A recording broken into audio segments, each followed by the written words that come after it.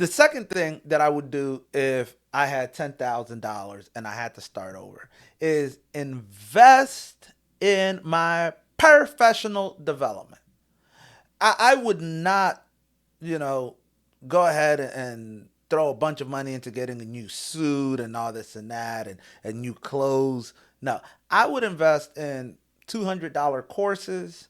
I would invest in going to networking events, whether they're paid or conferences, and really getting in front of the type of people that I want to be around.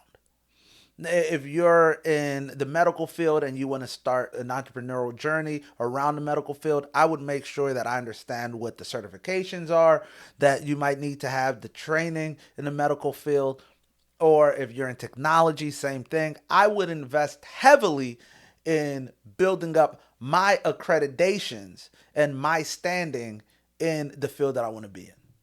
So many people come to me, and I get a chance to hire and fire a lot of people.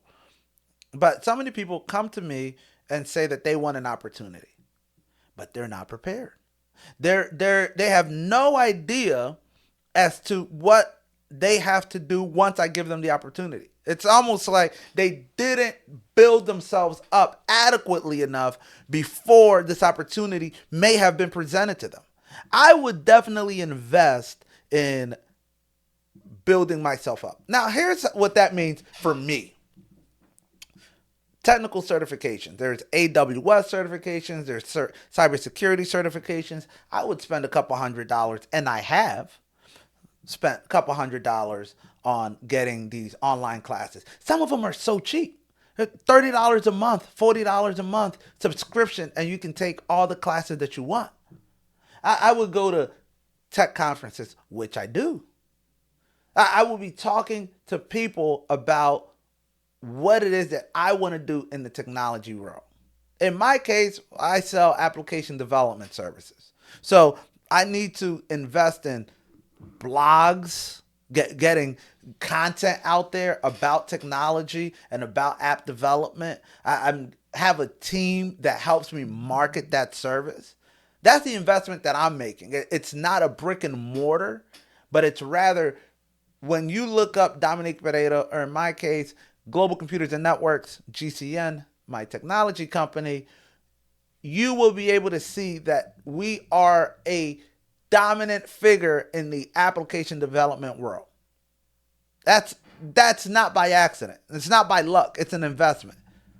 I would brand. I would focus on branding, which is a little different than before. Even though the first one is, yes, I'm focusing on marketing my business.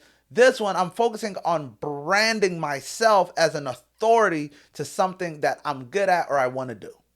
I don't care if you're a musician, if you're a basketball player with aspirations. I don't care. I mean, if I had $10,000, I probably wouldn't really focus on becoming like the next if that time has passed for you, just let it go and let it be a memory. But everything else, right? Like, yes, brand yourself as an authority, and it takes money. These videos cost a little bit of money, but they work. You're watching it. The third thing that I would do if I had $10,000 and I had to start over, well, I'd have to reflect inward on how much money I want to make with that $10,000. The first two options that I gave you, one was building a small service based business, and really focusing on growing that business. The other is building a brand of yourself and focusing on getting in the right spaces where you can monetize your brand.